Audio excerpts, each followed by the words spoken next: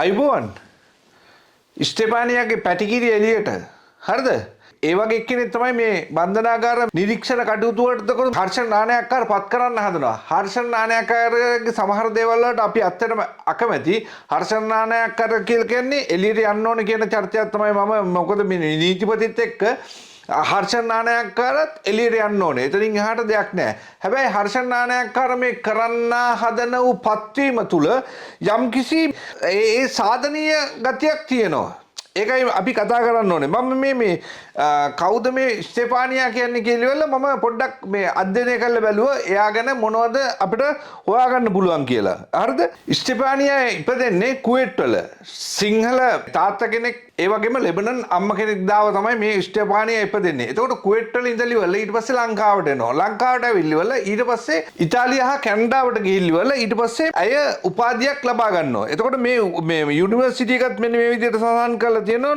කොන්කෝඩියා university ඉන් මොන්ටේරියල් කියන විශ්වවිද්‍යාලයට ඇය ඇතුල් වෙලා ඊට පස්සේ journalism communication and political science කියන පැත්තෙන් උපාධියක් ලබා ගන්නවා. හරිද?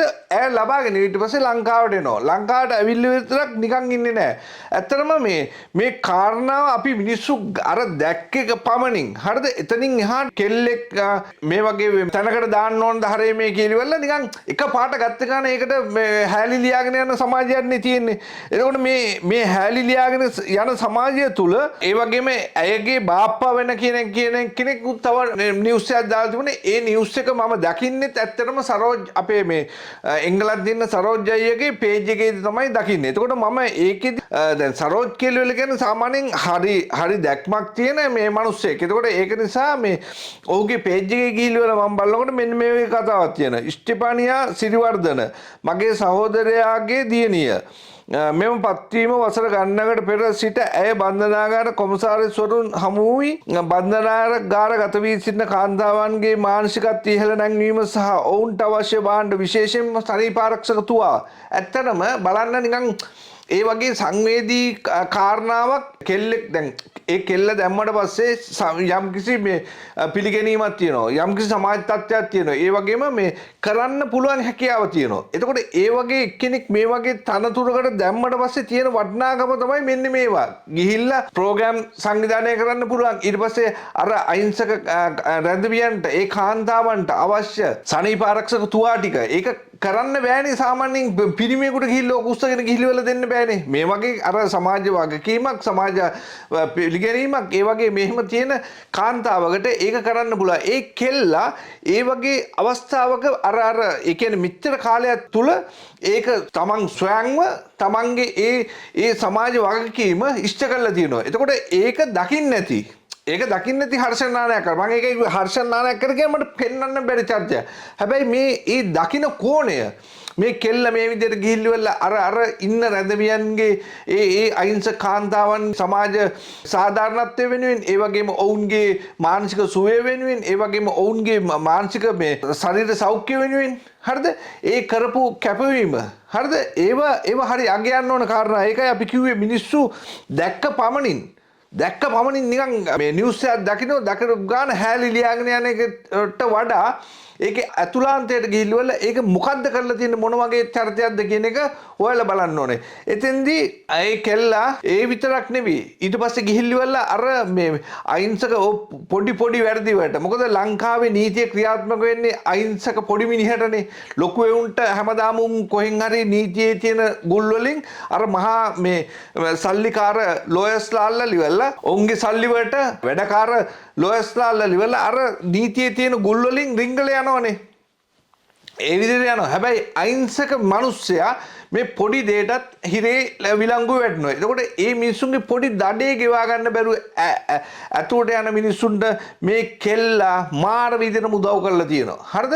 අන්න ඒකයි කියන්නේ අපි ඒ මිනිස්සුන්ගේ හදවත් ඇතුළට ගිහිල්ලා අපි කිදා බැහැලිවල අපි බලන්නේ නැහැ. අපි එළියට දැක්කේ පවණින් අර කෙල්ලගේ මේවක දැක්කවනේ දැක්ක අම්මට උඩ ඔන්න බිකිනියක් ගහගෙන ඉන්න ෆොටෝ එකක් දැම්මා දාලිවල ඊට පස්සේ කන්දේ ඔන්න මෙහාලි ලියන්න පටන් ගන්නවා. ඉතින් ඕව නෙවිනේ. ඔතනින් එහාට ඒ මිනිස්සු කරපු දේවල් හොයලා බලන්න ඕනේ.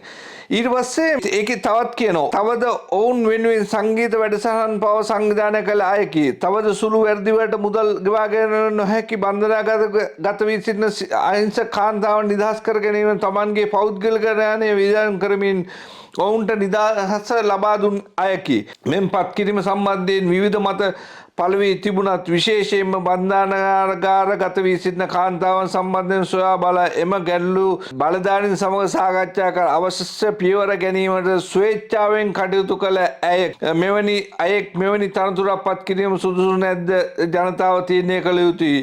අපක්ෂපාතී විය යුතුයි. දේශපාලනයෙන් තොර විය යුතුයි.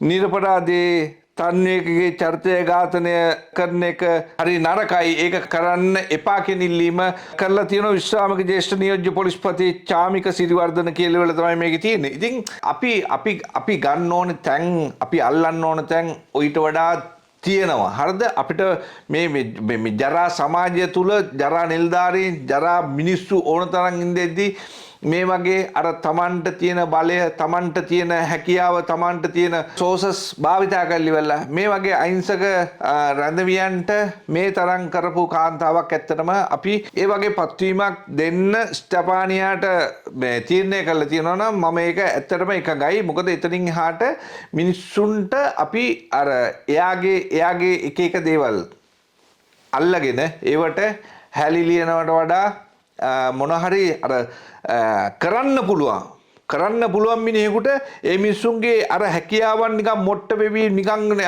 අයාලේ යන්න දෙන්නේ නැතුව ඒ මිනිස්සුන්ගේ හැකියාවන් මේ සමාජයට වැඩදායි විදියට ගන්න පුළුවන් නම් ඒක තමයි වැදගත් දේ. ඒක නිසා ස්ටෙෆානියාට දෙනවා නම් ඒක මම ඇත්තටම අත් දෙකම උස්සලා ඒකට එකඟතාවය පළ කරනවා. මොකද මේ ඒක හරි වැදගත් මේ පත්වීමක් කියන එක මම දකිනවා. ඒක නිසා මගේ අදහස කිව්වා. ඔබගේ අදහසත් ඔබ යටින් කමෙන්ට් කරන්න පුළුවන්. ඒකට එකඟ නැත්නම් එහෙම කියන්න පුළුවන්. එකඟ නම් ඒක මොකද මේ යම්කිසි දෙයක් මේ වෙනකොටත් කරලා තියෙනවා. මේ වෙනකොටත් කරලා තියෙනවා. ඒක දන්න ඒක ඇහෙන්නේ නැති.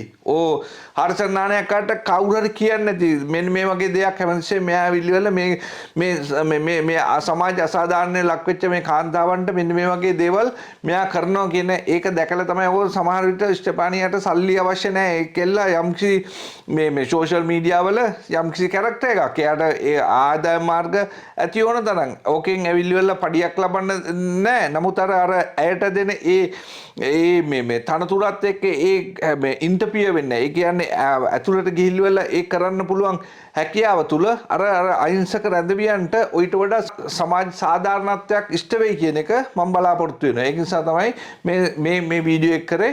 ඒක නිසා ඇයට ඒ පත්වීම දෙනවා නම් මම එකගයි. එහෙනම් අදට ගිහිල්ලා නම් සිළු දෙනාන් තෙරුවන් සරණයි. ආයිබෝවන්.